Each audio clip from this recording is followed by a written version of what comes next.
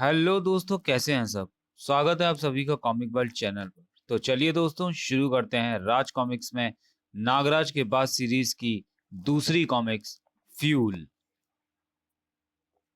नागदेव कालजयी के विष ने एक बालक को मरणासन कर दिया, लेकिन उसी विष ने उस बालक को दिया नवजीवन और अपरिमित नाग शक्तियां।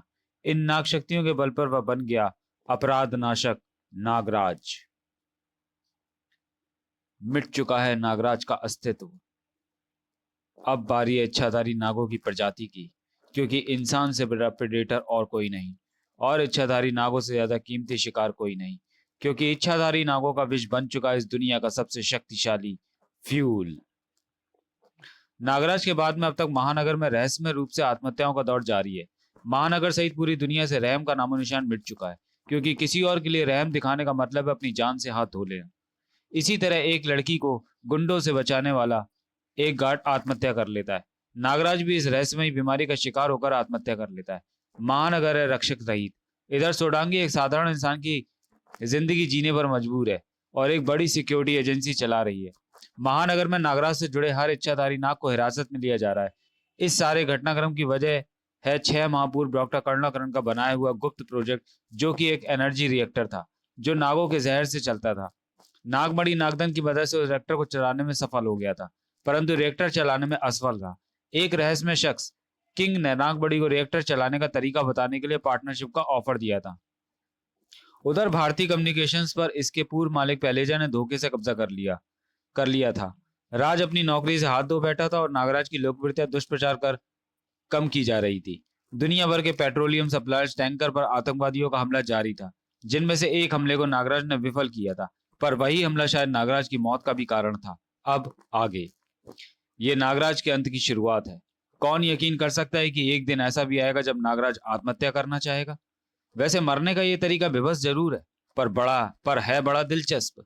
मजा आ जाएगा जब शार्क्स एक साथ एक एक करके नागराज के अंगों को काटेंगी और गलती जाएंगी। नागराज को काटकर कोई जिंदा बचा है क्या? एक शार्क बचेगी। पर ये अंडर वाटर दृश्य हम कैसे देख पा रहे हैं? कैमरा क्या शिप के तल में फिट है? तुम के कैमरा देखकर क्या करोगे? कैमरे के सीन को देखो। नागराज की आत्महत्या के सीन, मेरी सुसाइड रे का कमाल।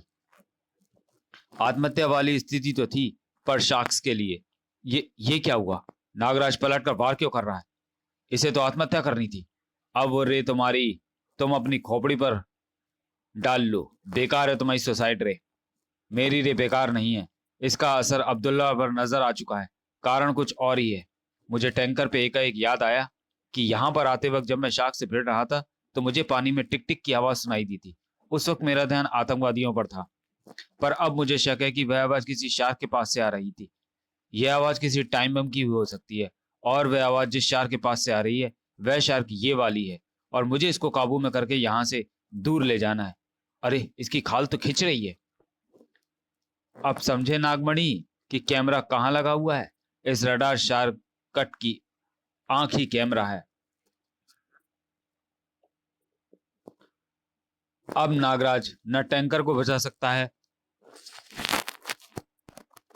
और ना ही अपनी जान, क्योंकि ये शार्कट ना तो शिप से दूर जाएगी और ना ही नागराज से। बूम!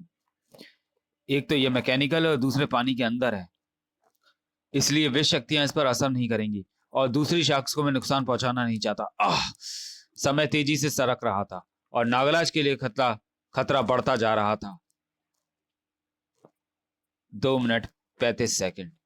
उफ, ये मुझे बम तक पहुंचने का मौका नहीं देगी। सुना है शार्क्स कुछ भी खा लेती हैं और कुछ खून की गंध से बहुत आकर्षित होती हैं। मरने से पहले जितनी मूर्खता करनी है कर ले नागराज। इन बॉम्ब्स को किसी भी तरह से डीएक्टिवेट नहीं किया जा सकता। ये फटेंगे और तेरे पास फटेंगे। आत्महत्या हो या हत्या, तू मरेगा जरूर, क्योंकि ये प्लान सिर्फ तेरी मौत के लिए ही बनाया गया है। नागराज के मरते ही एक बड़ा खतरा टल जाएगा। उसके बाद तुम निश्चिंत होकर काम कर सकोगे, और मैं भी। पर नागराज मरने के मूड में कतई नहीं था। मेरे सांपों का खून शार्क्स को अपनी तरफ खींचेगा। शार्क्स बॉम्ब को खींचेंगी, और बॉम्ब्स के एक बार मैकेनिकल चार्ज से अलग हो जाने के बाद मैं इन बॉम्ब्स को शार्क से भी दूर कर दूंगा। 3, 2, 1, बूम! आधा खतरा टल गया है। अब खतरे को पूरी तरह दूर कर दूं। व्हाट द नागराज तू जीतेगा नहीं। Transmission of. अब मैं चैन की सांस ले सकता हूं। बूम। ये काम मुझे पहले ही कर देना चाहिए था, पर ऐसा करने से भी नागराज मरा तो नहीं। सवाल यह है कि नागराज पर सुसाइड ने काम क्यों नहीं किया। मैं कुछ बोलूं? बोल।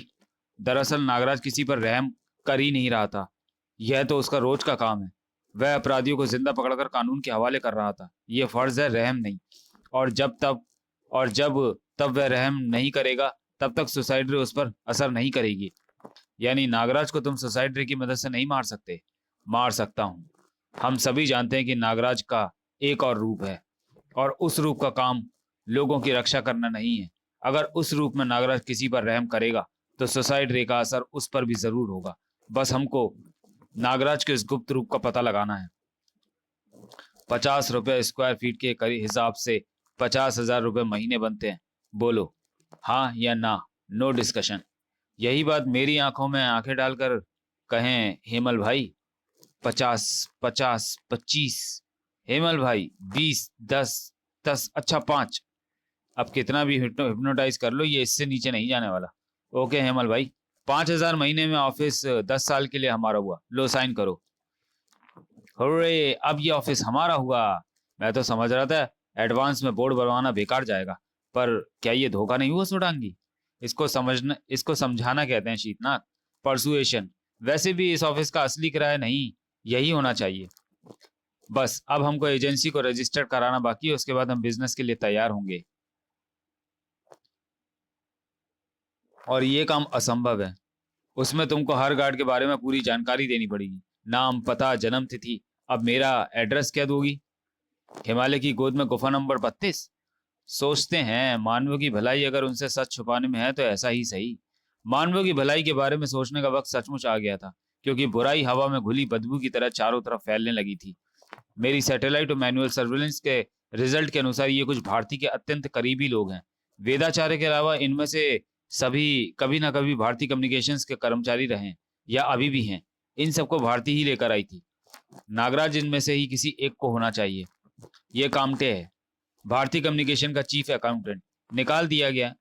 यह भारती का खास था। अकाउंटेंट को कभी भी कहीं भी जाने की आज़ादी नहीं मिलती। नागराज को ऐसा काम सूट नहीं करता। ये नागराज नहीं हो सकता। ये शिखा है, भारती की पीए। ये लड़की, ना ना ना, ये नागराज, वह नागराज है, मर्दों का मर्द। वह अपने आप को लड़की के रूप में नहीं छिपा सकता। आगे देखो, तो कहीं वेदाचारी तो नहीं? Oh my God. ओ भाई, इच्छाधारी नागों को भी रूप बदलने की कुछ सीमाएं होती हैं।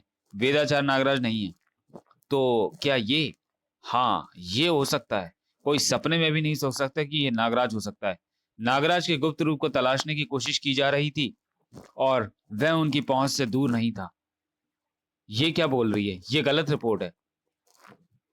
ब्रेकिंग न्यूज में नागराज के कारण भारत आने वाला एक विशाल टैंकर में आग लग गई और सारा तेल जल गया। आग बुझाने के तमाम प्रयास व्यर्थ हो गए। नागराज द्वारा आतंकवादियों को रोकने में दिखाए गए गैर पेशेवर रवैये के कारण भारत और आसपास के क्षेत्रों में तेल की भीषण किल्लत पैदा हो गई है, और इसका असर भी सामने आ रहा है। लोग मदद के लिए नागराज को बुलाने में हिचक रहे हैं। आज की दूसरी बड़ी ब्रेकिंग न्यूज में दुनिया के अलग अलग शहरों से 25 हादसों की खबर आ रही है। ये तो मेरे खिलाफ हेट कैंपेन चला रहे हैं। हर हादसे में लोगों ने अच्छे नागरिकों की तरह दूसरों की मदद की, और फिर बगैर किसी कारण के आत्महत्या कर ली। कोई भी इसके कारणों को बता नहीं पा रहा है। अब्दुल, क्या? टैंकर पर एक आतंकवादी ने बंधक को मारने से मना किया और फिर खुदकुशी कर ली। रहम, फिर खुदकुशी। उसने बंधक की जान नहीं ली, रहम दिखाया और मारा गया। ऐसा अबू करीम ने भी कहा था। तब तो अबू करीम इस गुत्थी को सुलझाने का एकमात्र जरिया है। अबू करीम से मैं पूछताछ कर चुका हूँ। उसको ये बात उसके कमांडर ने बताई थी, जो अफगानिस्तान में है। वह ज्यादा कुछ नहीं जानता। अच्छे लोगों की जाने जा रही है और ये पता नहीं चल पा रहा है कि पूरी दुनिया में ये उथल पुथल किस कारण से हो रही है। Damn it! कारण तुम हो नागराज। अभी टैंकर पे हुआ हमला टैंकर पर नहीं, तुम पर था।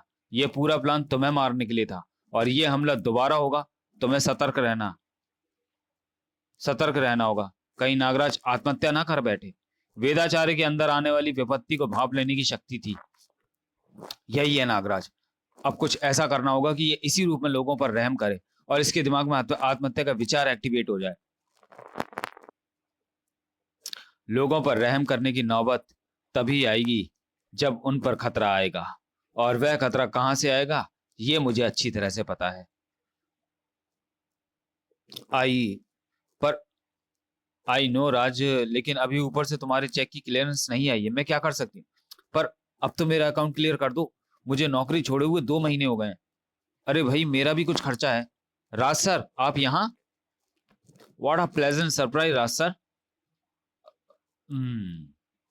मेरा मतलब राज, कैसे आना हुआ आपका तुम्हारा? इन्होंने मेरी 1 महीने की सैलरी रोक रखी है, वही लेने के चक्कर काट रहा हूँ।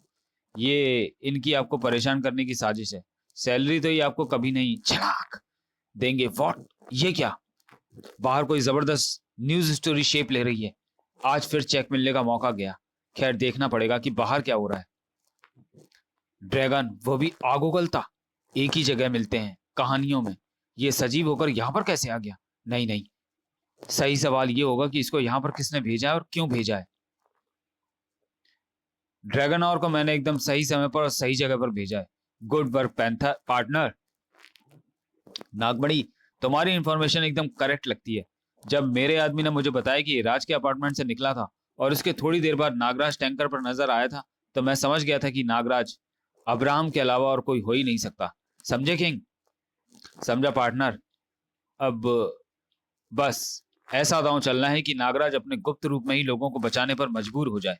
अब उसके पास रूप बदलने का मौका भी नहीं है, क्योंकि पृथ्वी पृथ्वी से टकराने वाली है। पर नागराज लोगों को बचाने के लिए कुछ कर क्यों नहीं रहा?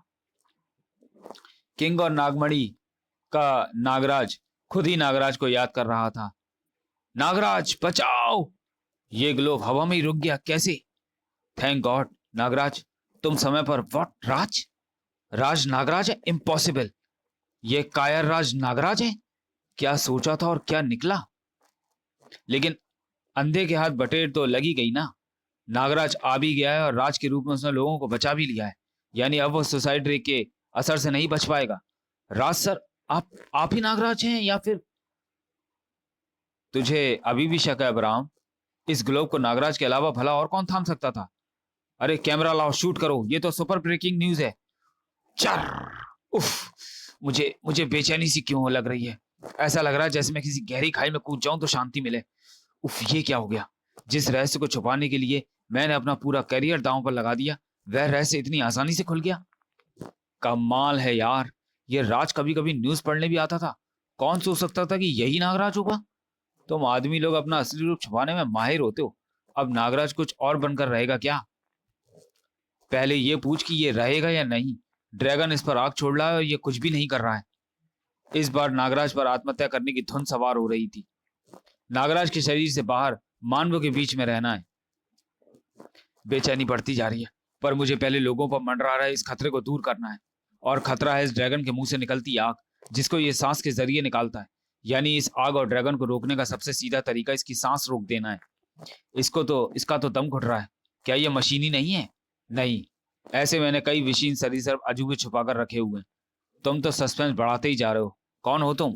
बताऊंगा। लगता है कई पसलियां टूट गई हैं।